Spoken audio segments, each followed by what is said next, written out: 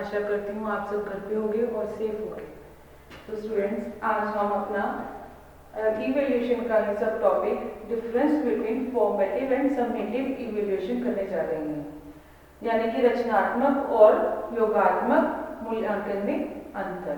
ये बहुत ही important question है। ये 4 मार्क्स में भी आ जाते हैं और ये बड़े 60 मार्क्स के क्वेश्चन में भी अटैच होके आ जाते हैं, जैसे कि इवैल्यूएशन क्या है, मूल्यांकन क्या है और उसमें अंतर क्या है, उसके टाइप्स क्या हैं, इस तरह से किसी के साथ बाइंड अप होके भी आ जाते हैं। ठीक है जी, तो हम शुरू करते हैं अपना difference between formative and summative evaluation. जो इसका सबसे पहला डिफरेंस है, जैसे कि हमने लास्ट लेक्चर में भी पढ़ा था, फॉर्मेटिव इवैल्यूएशन जो होता है, रचनात्मक मूल्यांकन होता है, वो क्या है, हमारा बूस्टअप करने के लिए होता है। जैसे कि मैंने आपको लास्ट लेक्चर में भी बताया था, जब टाइप्स ऑफ इवैल्यूएशन किया था हमने, उसमें फॉर्मेटिव इवैल्यूएशन के बारे में बताया था मैंने आपको। उसमें मैंने बताया था कि जो आपका फॉर्मेटिव इवैल्यूएशन है वो आपका जो है कि बूस्टअप करने के लिए होता है 20 मार्क्स का, जिसे हम एफए स्कूल्स में एफए बोलते हैं, एफए एंड ऐसे। वही फॉर्मेटिव इवैल्यूएशन है, समेटिव इवैल्यूएशन है। जैसे कि मैंने बताया था आपको कि 20 मार्क्स का होता है, वो स्टूडेंट्स को बूस्टअप करने के लिए, उनको जैसे हम कहते हैं सोए हुए को जगाने के लिए होता है कि आपको बताना कि आपके एग्जाम सिर पर है या फिर आपने प्रिपेयर करना है। जब आप तो हम इसको फॉर्मेटिव इवैल्यूएशन को हम क्या बोल सकते हैं, इस तरह से असेसमेंट फॉर लर्निंग। इस तरह के असेसमेंट, इस तरह का आंकलन जो लर्निंग के लिए हो, लर्निंग को बेटर करने के लिए हो।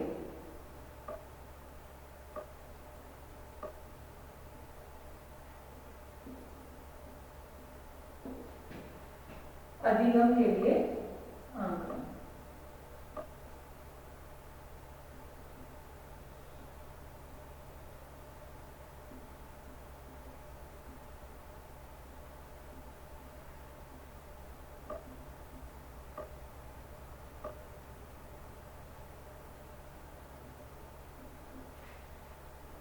ठीक है जी, और इसके अगेंस्ट जो हमारा समेटिव इवैल्यूएशन है उसे हम बोलेंगे असेसमेंट ऑफ लर्निंग, क्योंकि इसमें कोई भी लर्निंग को बेटर करने के लिए नहीं है। ये हमें किसके लिए दिया जाता है, ये हमारा इवैल्यूएशन किया जाता है हमारी ग्रेडिंग के लिए, रिपोर्ट मेंटेन करने के लिए, नेक्स्ट लेवल में प्रमोट करने के लिए। इसलिए हम इसको बोलेंगे असेसमेंट ऑफ लर्निंग। जो आपने कर लिया है, जो आपने लर्न कर लिया है, जो आपके अंदर प्रोग्रेस हुई है, जो आपके बिहेवियर में मॉडिफिकेशन हुआ है, उसी को ही जांचता है कि कितना हुआ है, एक्सटेंट देखता है ये, इसलिए अधिगम का आंकलन है।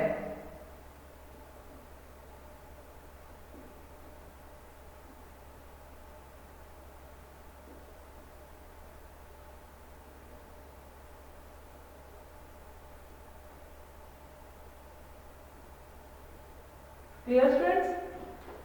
तो हमारा नेक्स्ट जो है, जो नेक्स्ट हमारा डिफरेंस है वो ये है कि जो फॉर्मेटिव इवैल्यूएशन है वो हिट करने के लिए, टारगेट को हिट करने के लिए है। हेल्प स्टूडेंट्स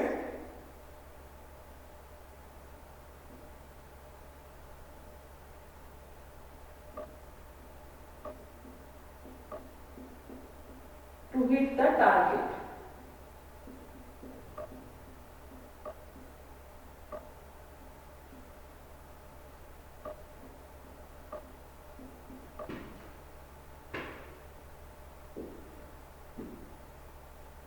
लक्ष्य प्राप्ति में ये जो है हमारा फॉर्मेटिव इवैल्यूएशन है, जो रचनात्मक मूल्यांकन है, ये लक्ष्य प्राप्ति में सहायता करता है,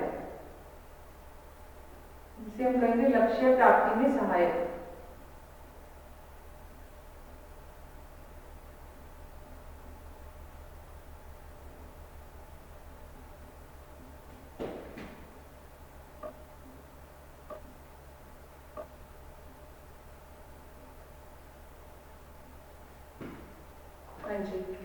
कैसे हेल्प करता है ये बूस्टअप करने के लिए, लर्निंग को बेटर करने के लिए हमने एक टारगेट बना रखा है।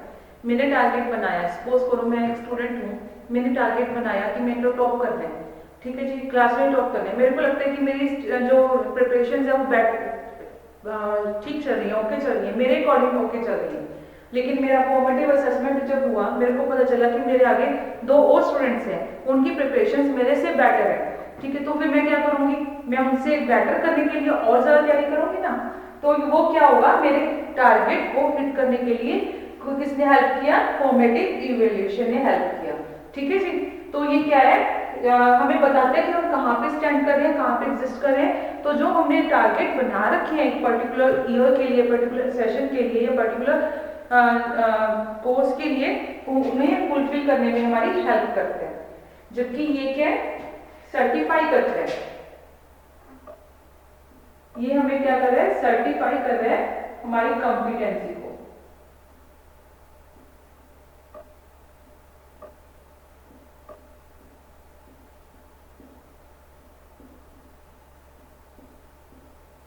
यानी कि जो छात्रों की उपलब्धियां हैं, जो सफलताएं हैं, जो दक्षताएं हैं, आप कोई भी वर्ड यूज कर सकते हैं अचीवमेंट्स के लिए, कॉम्पिटेंसीज के लिए, हिंदी में कोई भी वर्ड यूज कर सकते हैं, अचीवमेंट्स, सॉरी, सफलताएं, दक्षताएं, उपलब्धियां, प्राप्तियां, ठीक है, जो भी है छात्रों की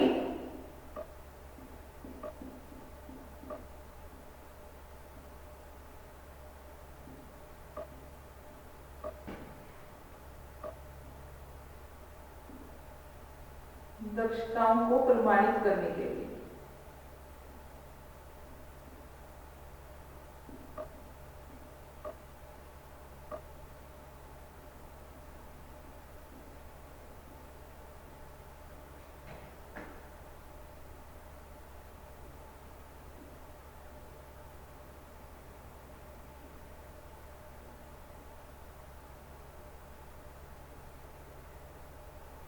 ठीक है जी, ये आपका सेकंड जो है, क्योंकि इसमें क्या है, योगात्मक जो मूल्यांकन है उसमें कोई भी आपकी लर्निंग को बैठ नहीं किया जाता, कोई भी वो सिर्फ देख रहा है कि आपने कितना लर्न किया है, कितना मॉडिफाई हुआ है आपका बिहेवियर।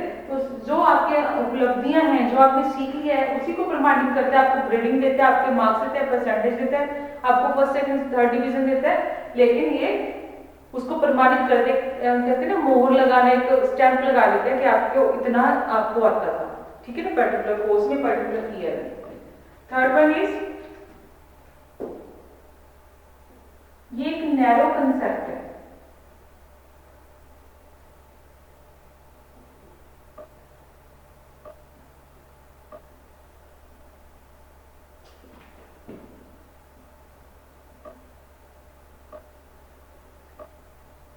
संकीर्ण संकल्पना है ये।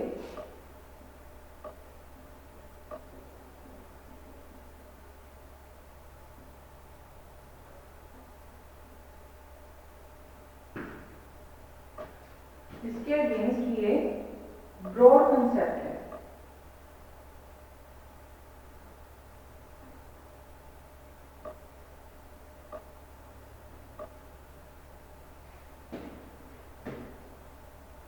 व्यापक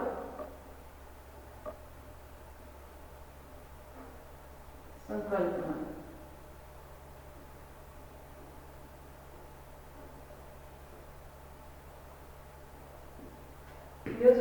ये क्या है आपका नैरो कंसेप्ट है, जो फॉर्मेटिव इवैल्यूएशन है, क्योंकि इसमें हम 20 मार्क्स का, अगर आपको ध्यान हो आपके स्कूलिंग लेवल पे या फिर आप आपके छोटे भाई बहन वगैरह पढ़ते हो, तो आप देखोगे जो 20 मार्क्स का होता है उसमें सिर्फ एकेडमिक ही नोट किया जाता है। उसमें एकेडमिक को देख लिया जाता है कि आपका कितना, जैसे थ्योरी एग्जाम्स होते हैं 20 मार्क्स के, उसी के मार्क्स को हम देख लेते हैं कि कितना बेटर किया है इसने, थ्योरीज में कितना नहीं है।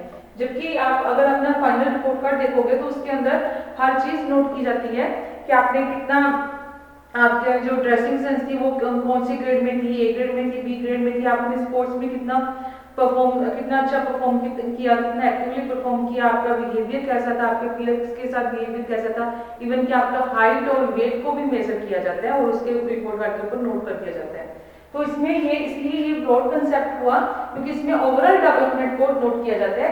इसमें जो समेटिव इवैल्यूएशन है, जो हमारा योगात्मक मूल्यांकन है, उसमें सारा ओवरऑल जो डेवलपमेंट है स्टूडेंट का वो नोट किया जाता है, रिकॉर्ड किया जाता है। जबकि इसमें सिर्फ नैरो कंसेप्ट है ये, क्योंकि इसमें सिर्फ हमारा थ्योरेटिकल जो हमारे क्लासेस के अंदर थ्योरेटिकल पोर्शन होता है उसी को नोट किया जाता है। ठीक है जी, तो ये हमारा नैरो कंसेप्ट हुआ और ये हमारा ब्रॉड कंसेप्ट हुआ। स्टूडेंट्स मेरी आपसे एक रिक्वेस्ट है, आप जो भी मैं पढ़ा रही हूँ प्लीज उसके नोट्स जरूर बनाइएगा। आप एक अपनी नोटबुक लगा लीजिए और उसमें जो भी मैं आपको बोर्ड पे लिख के बताती हूँ, जो भी आपको समझाती हूँ, उसके आप प्लीज नोट्स जरूर बनाइएगा, ये आपके लिए बहुत यूजफुल होगा। ठीक है students, then fourth one is no need to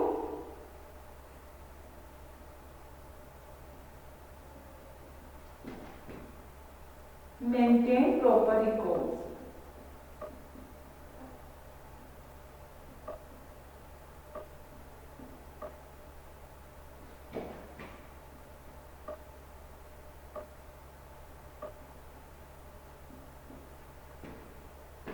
उचित जो है रिकॉर्ड्स मेंटेन करने की, बनाने की कोई भी आवश्यकता नहीं है यहाँ पे।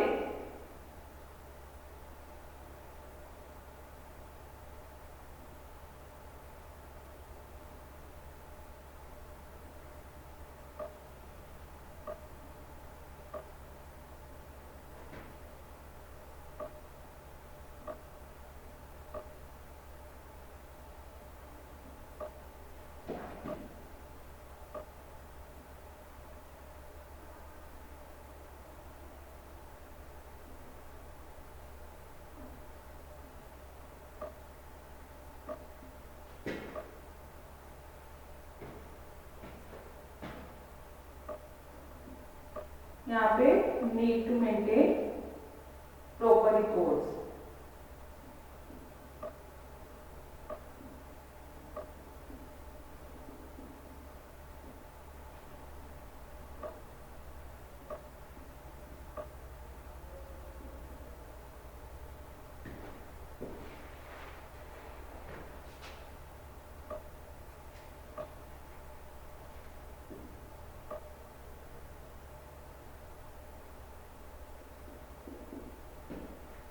उचित रिकॉर्ड बनाने की आवश्यकता है, मेंटेन करने की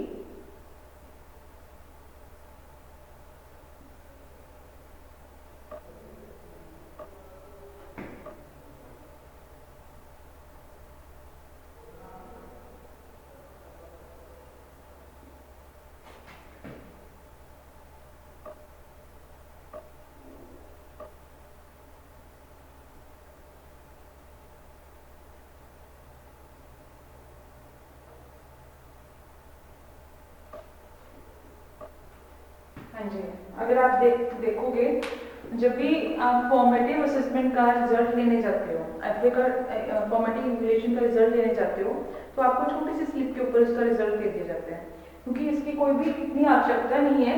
इसमें से अगर आप देखोगे तो आपके 20 मार्क्स के 2 बार एफए होते हैं, लेकिन आपके टोटल 10 मार्क्स या 20 मार्क्स ही उसमें जुड़ते हैं। 80 मार्क्स का आपका समेटिव इवैल्यूएशन का थ्योरी होता है, जो 20 मार्क्स है वो जो 2 बार हुए यानी कि 40 मार्क्स में हो, उसमें से 50% करके आपका ऐड कर दिया जाता है। ठीक है जी, तो इसमें कोई प्रॉपर रिकॉर्ड बनाने की आवश्यकता नहीं है, इसमें आपको रफली भी नोट करके रखते हैं वो इतनी, लेकिन जो समेटिव इवैल्यूएशन है उसमें आपका प्रॉपर रिकॉर्ड बनाया जाता है। प्रॉपर रिकॉर्ड होता है जो आपका लाइफ टाइम चलता है। अगर आप 10th ऑनवर्ड्स की बात करोगे, 9th ऑनवर्ड्स की सॉरी 10th इंक्लूडिंग होगा आपमें उसमें, तो आपके जो रिकॉर्ड्स हैं प्रॉपर रिकॉर्ड्स मेंटेन करने की आपको रिक्वायर्ड है आपके लिए। और आपसे जब भी आप कहीं फर्दर एडमिशंस न्यू एडमिशंस लेते हो, कहीं किसी कोर्स में लेते हो या कहीं जॉब के लिए जाते हो, तो आपके ये सारे मार्क्स बहुत मायने रखते हैं, उसमें इंक्लूड किए जाते हैं, रैंकिंग में इंक्लूड किए जाते हैं और उसके प्रॉपर आपको डॉक्यूमेंट्स है जो शो करने होते हैं। ठीक है जी, तो समेटिव इवैल्यूएशन का हमें उचित रिकॉर्ड चाहिए, हमें एक प्रॉपर रिकॉर्ड मेंटेन करना है, लेकिन इसका हमें कोई भी प्रॉपर रिकॉर्ड मेंटेन करने की जरूरत नहीं है। तो स्टूडेंट्स आप वीडियो पॉज करके इसमें नोट कर सकते हो या स्क्रीनशॉट ले सकते हो। मैं जो ब्लैक बोर्ड को रब करने जा रही हूँ व्हाइट बोर्ड को।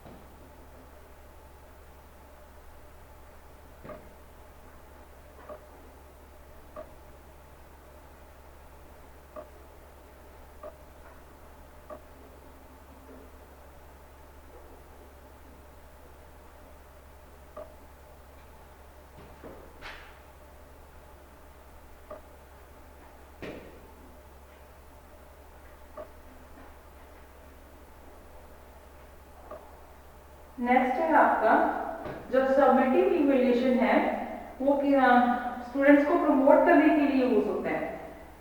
ये देखने के लिए प्रमोट होता है यूज होता है कि इसको नेक्स्ट लेवल पे प्रमोट कर सकते हैं या नहीं कर सकते। स्टूडेंट्स को नेक्स्ट लेवल पे प्रमोट किया जा सकता है या नहीं किया जा सकता। लेकिन जो हमारा फॉर्मेटिव इवैल्यूएशन है उसका ऐसा कोई भी फंडा नहीं है, उसका ऐसा कोई भी क्राइटेरिया नहीं है। वो सिर्फ हमारी लर्निंग को बेटर करने के लिए है। उसमें ऐसा कुछ भी नहीं है कि हम उसको प्रमोट करने के लिए।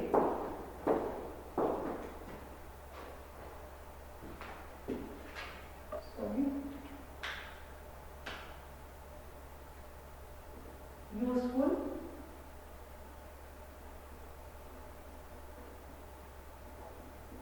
इन betterment of learning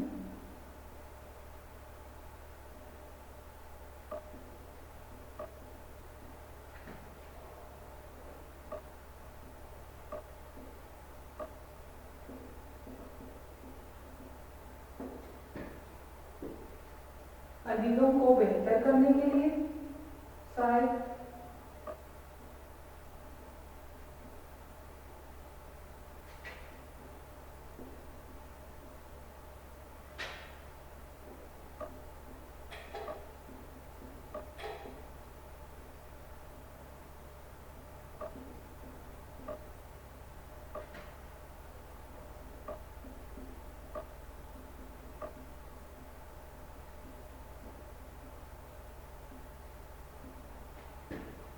अधिगम को बेहतर करने में सहायक है ये हमारा रचनात्मक मूल्यांकन, जिसे हम फॉर्मेटिव इवैल्यूएशन बोलते हैं।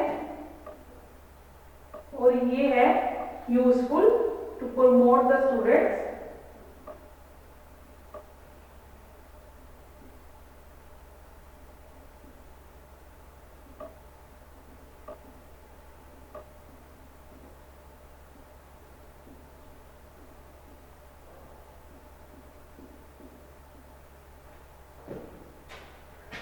in next level।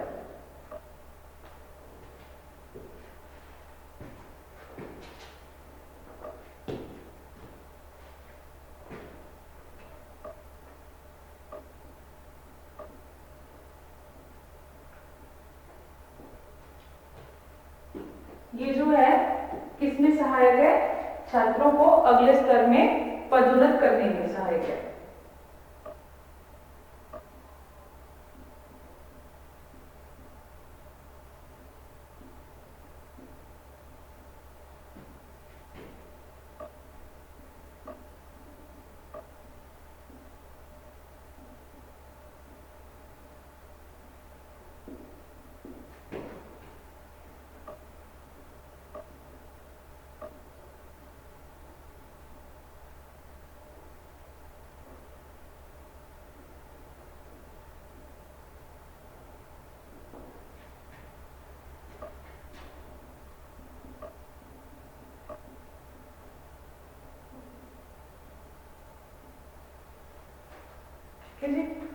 Summative evaluation के थ्रू ही देखा जाता है, समेटिव इवैल्यूएशन के द्वारा देखा जाता है कि आपको जो स्टूडेंट्स हैं, जो हम सब स्टूडेंट्स हैं या आप पीपल्स हो, टीचर पीपल हो, उनको नेक्स्ट लेवल में अगले स्तर में पदोन्नत किया जा सकता है, प्रमोट किया जा सकता है। तो या फिर आपको वही जो लेवल है उसको रिपीट करना होगा। ठीक है जी। जैसे कि एक क्राइटेरिया फिक्स कर दिया है, आपको 35 मार्क्स जो है कंपल्सरी है। असेसमेंट के ऐड करने के बाद आपको जो है लेने हैं 35 मार्क्स टोटल में लेने हैं। अगर आपके 35 मार्क्स नहीं आते तो आपको फिर से वो एग्जाम देना पड़ता है, आपकी रीअपेयर आ जाती है ना। तो इसी हिसाब से ये जो समेटिव इवैल्यूएशन है वो इसमें यूजफुल है कि वो देखना स्टूडेंट्स को नेक्स्ट लेवल में प्रमोट किया जा सकता है या नहीं किया जा सकता, ये चेक करने के लिए। ठीक है जी। जबकि फॉर्मेटिव इवैल्यूएशन का ऐसा कोई भी रोल नहीं है, ये सिर्फ लर्निंग को बेटर करने के लिए और आपके जो लर्निंग जो आपके फाइनल रिजल्ट्स हैं, समेटिव इवैल्यूएशन के जो रिजल्ट्स हैं उनको बेटर करने के लिए। ठीक है जी। ये जो हमारा समेटिव इवैल्यूएशन है ये क्या है? ग्रेडिंग के लिए है, आपको एक लेवल में फिक्स करने के लिए। जबकि जो आपका फॉर्मेटिव इवैल्यूएशन है ये ग्रेडिंग नहीं करता है हमें ये सिर्फ क्या है सिर्फ आपको ये बताता है कि आपका लेवल कहाँ पे है, आप और कैसे बेटर कर सकते हो। ठीक है जी। 6 1 है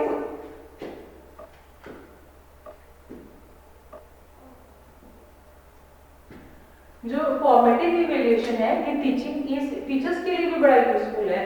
टीचर्स के लिए कैसे यूजफुल है ये, उनको टीचिंग मेथड्स पता चलते हैं। अगर फॉर्मेटिव इवैल्यूएशन में जैसे वो देखते हैं कि कितना बेटर कर पाए हैं स्टूडेंट्स, हमें टीचिंग मेथड चेंज करने की जरूरत है या नहीं जरूरत है। लेकिन समेटिव इवैल्यूएशन में ऐसा कुछ नहीं है, ये फाइनल रिजल्ट्स देते हैं, ये टीचर्स के लिए इस तरह से कोई यूजफुल नहीं है। ठीक है ना, useful in selecting teaching methods.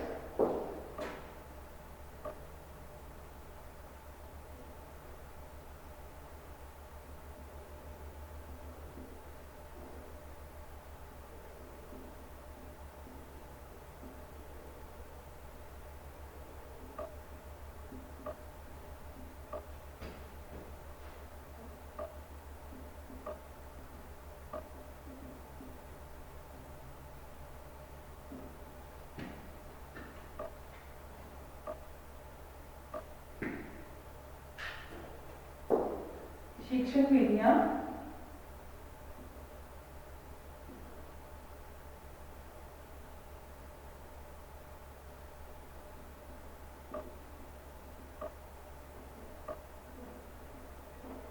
चयन करने में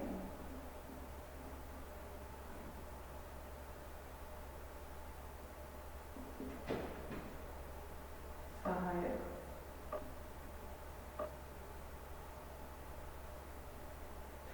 ठीक है, ये शिक्षक को शिक्षण विधियां चयन करने में हेल्पफुल होता है, सहायक होता है, जबकि यहाँ पे कोई भी इस तरह का फंडा नहीं है। ठीक है, हम यहाँ पे लिखेंगे not help teachers, not helpful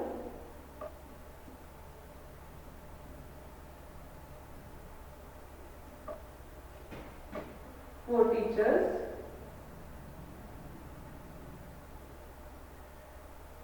to select teaching methods.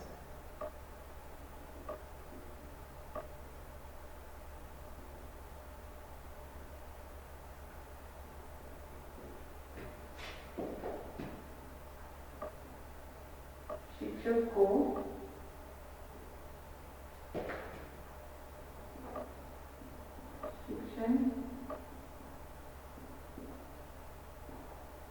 विधियां चयन करने में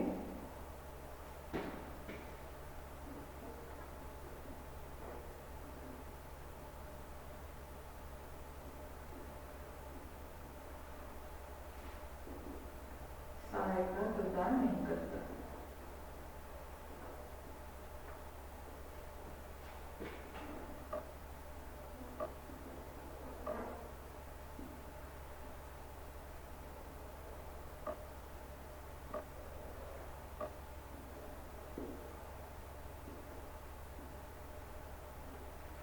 ठीक है स्टूडेंट्स, जो हमारा फॉर्मेटिव इवैल्यूएशन है, हमने कहा कि स्टूडेंट्स टीचर्स को हेल्पफुल है, क्योंकि जब हम क्लास में हम देखते हैं, चेकिंग होती है असेसमेंट के थ्रू, फॉर्मेटिव इवैल्यूएशन के थ्रू पता चलता है कि बच्चों को समझ नहीं आया, ये टॉपिक समझ आया, ये नहीं आया, इसको हम और बेटर तरीके से समझा सकते हैं। कुछ हम जो है प्रोजेक्ट मेथड से समझा सकते हैं, कुछ स्किल्स और यूज करके समझा सकते हैं, एग्जाम्पल्स देकर समझा सकते हैं, प्रैक्टिकल मेथड से समझा सकते हैं। इस तरह से उनको पता चलेगा, टीचर्स को भी पता चलता है फॉर्मेटिव इवैल्यूएशन के बाद में कि कितना स्टूडेंट्स को समझ आया, कितना नहीं आया, कौन सा टॉपिक समझ आ गया और कौन सा टॉपिक नहीं समझ आया। जबकि समेटिव इवैल्यूएशन में ऐसा कोई भी क्राइटेरिया नहीं है, इसमें सिर्फ फाइनल एग्जाम्स में जो बच्चों ने परफॉर्म कर दिया उसी को ही देखा जाता है, और इसमें टीचर को कोई भी हेल्प नहीं मिलती है टीचिंग मेथड चूज करने में। ठीक है स्टूडेंट्स, उसके बाद हमारा है 7th वन है जो फॉर्मेटिव इवैल्यूएशन है, वो क्या करता है, स्टूडेंट्स को इन्वॉल्व करता है, उनकी खुद की अचीवमेंट्स को प्राप्त करने के लिए, अचीवमेंट्स को अचीव करने के लिए उनको इन्वॉल्व करते हैं। ठीक है जी। जैसे मैंने पहले भी आपको बताया एग्जाम्पल कि अगर हमारा एक टारगेट है या हम बस ऐसे ही लीनियर से ठीक है हो जाएगा, इजी है, समझ आ गया है, कर लेंगे, पढ़ लेंगे, इस तरह से करते हैं। लेकिन फिर ये फॉर्मेटिव इवेल्यूएशन जब होता है उसके बाद मार्क्स आते हैं, पेरेंट्स से डांट पड़ती है, टीचर्स से डांट पड़ती है, हमें पता चलता है हम कहाँ पे एग्जिस्ट कर रहे हैं। उसके बाद हमारा क्या होता है, हम खुद इन्वॉल्व होते हैं। इस जो प्रोसेस है ये जो लर्निंग का प्रोसेस है उसमें हम इन्वॉल्व होते हैं, स्टूडेंट्स इनको इन्वॉल्व करते हैं फॉर्मेटिव इवेल्यूएशन, ताकि हम अपनी जो है अचीवमेंट्स कर सकें। ठीक है जी। To involve students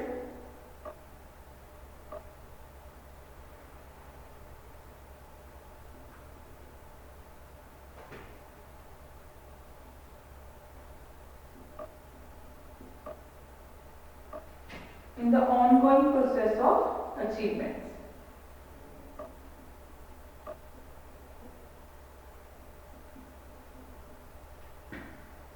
To involve students in the ongoing assessment बोल दो या प्रोसेस में बोल सकते हो, ongoing assessment of their own achievements.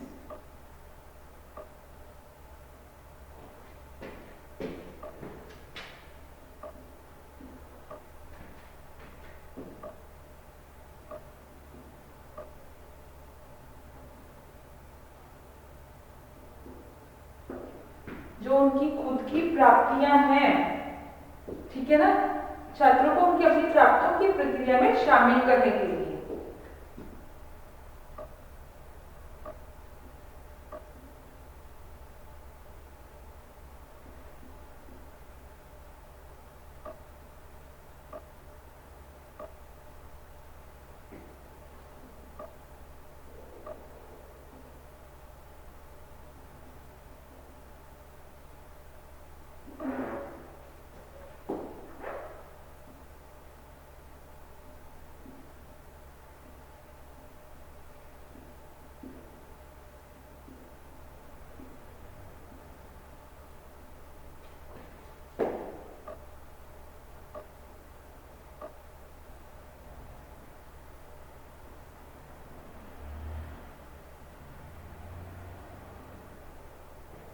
जबकि जो समेटिव इवैल्यूएशन है ऐसा कुछ उसमें ऐसा क्राइटेरिया नहीं है, वो सिर्फ क्या करते हैं, सॉर्ट आउट करते हैं हमें रैंक ऑर्डर में, to sort the students in rank order.